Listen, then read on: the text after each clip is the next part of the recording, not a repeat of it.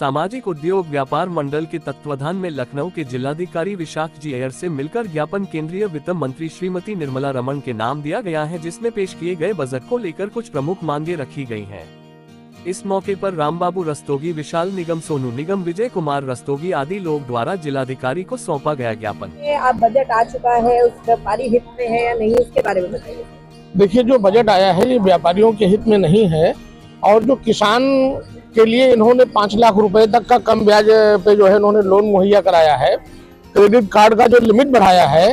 ये भी एक तरीके से कहा जाए तो एक जुमला है, टेबलेट है, क्योंकि किसान को 5 लाख रुपए तक का ऋण जो है बिना ब्याज का मिलना चाहिए।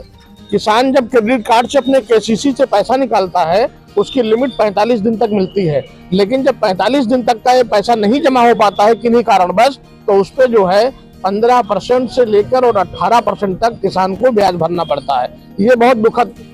है। मैं माननीय निर्मला सीतारमण केंद्रीय वित्त मंत्री जी से ये कहना चाहता हूँ कि किसान के साथ अगर किसान को लाभान्वित करवाना चाहती हैं तो बिना ब्याज के किसान को 5 लाख रुपए तक का ऋण मुहैया कराया जाए, और किसान का जो क्रेडिट कार्ड है उसकी लिमिट को बढ़ाकर 6 महीना किया जाए, ताकि किसान साल में जो 2 फसल तैयार करता है, एक फसल बेचकर अपने क्रेडिट कार्ड के भुगतान कर सके वो। सर, आज आप लोग ज्ञापन भी देंगे, उसके संबंध में किस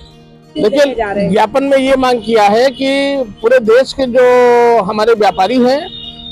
व्यापारी राहत कोष का निर्माण माननीय प्रधानमंत्री जी ने नहीं किया है, जबकि मैं पिछले कई सालों से मांग कर रहा हूं कि कम से कम 1000 करोड़ रुपए का व्यापारी राहत कोष का निर्माण होना चाहिए। जो बड़े बड़े व्यापारी या मध्यम वर्ग के व्यापारी या लघु वर्ग के व्यापारी हैं, जिनके वहां चोरी डकैती, लूट, हत्या सब हो जाती है, उनको मुआवजा नहीं मिलता है और उनकी पूंजी खत्म हो जाती है, तो वो व्यापार से वंचित हो जाते हैं। तो उसके लिए 1000 करोड़ से व्यापारी राहत कोष का निर्माण होना चाहिए, और उस व्यापारी राहत कोष से जो व्यापारी के यहाँ चोरी डकैती में माल जाता है उससे व्यापारी राहत कोष को पैसा मिलना चाहिए व्यापार करने के लिए। पुलिस के द्वारा जब बरामदगी हो तो उससे सरकार को खाना पूर्ति होनी चाहिए, ताकि व्यापारी अपने परिवार का जीविकोपार्जन चला सके।